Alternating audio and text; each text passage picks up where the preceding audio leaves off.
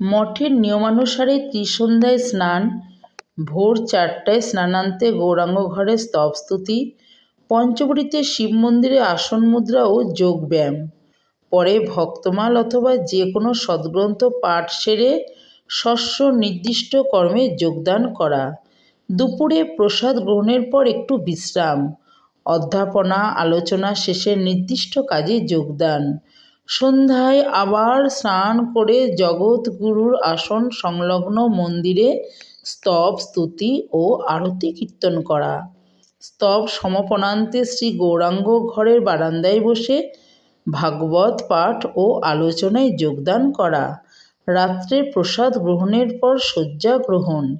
এইভাবেই চলল গুরুদাসদার জীবনচর্যা।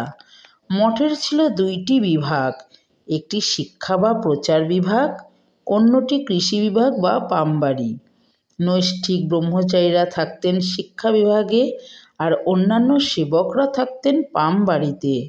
তখনকার মঠ ছিল স্বয়ম্ভর এবং স্বনির্ভর। কোনো কিছুর জন্য শিষ্যভক্ত বা অপরের দ্বারস্থ হতে হতো না। ঠাকুরের আদেশ মনে করে কঠিন বিধি নিষেধের মধ্যে ডুবে থাকতেন গুরুদাসদা।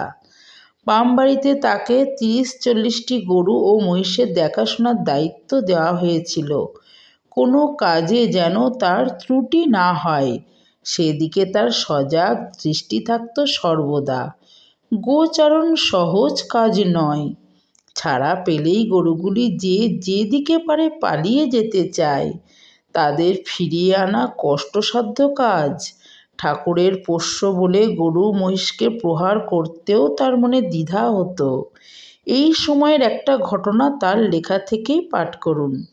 একদিন ওই রকম এক দলছুট গরুর গলা জড়িয়ে ধরে গরুটির চোখে চোখ রেখে খুব কাঁদলাম। সেই দিন ঠিক সেই সময়েই বিদ্যুৎ ঝলকের মতো জ্যোতি আমার অন্তরকে আলোকিত করে আমাকে আচ্ছন্ন করে দিল। সেই আলোর স্পর্শে আমার মনের সব অবসাদ গ্লানি অপ্রাপ্তির ভাব যেন এক মুহূর্তেই মিলিয়ে গেল। তখন আমার কাছে সব কিছুই যেন আলোময় হয়ে গেল। এই দিব্য অনুভূতি লাভে আমি যেন অন্য জগতের কেউ হয়ে গেলাম। গরুগুলিকে নিয়ে পামবাড়িতে ফিরে এলাম।